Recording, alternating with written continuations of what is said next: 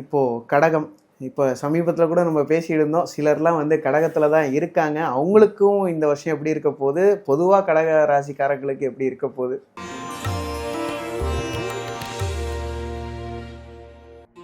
இந்த வருஷம் ஒரு பெரிய கிஃப்ட்டு. அதாவது பழம் நழுவி பாலில் விழுந்து அது நழுவி வாயில் விழக்கூடிய ராசி கடகராசி.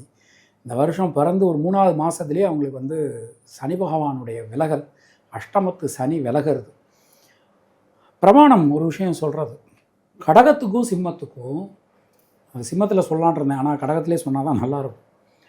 கடகத்துக்கும் சிம்மத்துக்கும் அஷ்டமத்து சனியை விட, அதாவது 8ஆம் ராசியில் சஞ்சாரம் பண்ணக்கூடிய சனியை விட 7ல் சஞ்சாரம் பண்ணக்கூடிய சனி தான் அதிகமான கெடுபலன்களை கொடுப்பார் அப்படின்னு பிரமாணம் நமக்கு சொல்கிறது. அப்போ அப்படி பார்க்கும்போது 2020லேருந்து 23 வரைக்கும் பயங்கர மோசம். நிறைய பேர் வாழ்க்கை இழந்தவர்கள்லாம் இருக்காங்க கடகத்தில். அதன் பிறகு அஷ்டமத்து சனி. இந்த அஷ்டமத்து சனி ஓரளவு அந்த கண்டச்சனியை கம்பேர் பண்ணும்போது அடி விழுந்தது உண்மை, அந்த அடியினுடைய வலிமைங்கிறது கொஞ்சம் கம்மியாக இருந்தது.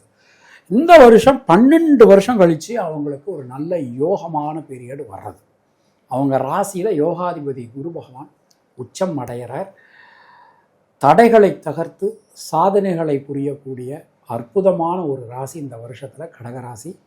குடும்பம் நல்லபடியாக இருக்கும், பொருளாதாரத்தில் வளர்ச்சி ஏற்படும், சுபகாரியங்களில் இருக்கக்கூடிய தடங்கல்கள் விலகும், திருமணம், குழந்தை, வேலைவாய்ப்பு, தொழில், வீடு மண்மனை யோகம், வாகன அமைப்பு, வெளிநாடு வாசம், கடன்களை அடைக்கக்கூடிய விஷயங்கள், வழக்குகளில் சாதகமான விஷயங்கள், தொழிலில் மேன்மை, சொந்த பந்தங்கள் வந்து சீக்கிரம் நல்ல ஒரு யுனைட் மீண்டும் ஒரு சேரக்கூடிய ஒரு தன்மைன்னு சொல்லிட்டு கடகராசிக்கு இருக்கிறதே ஒரு அற்புதமான பலன்கள் இந்த வருஷத்தில் கிடைக்கும்.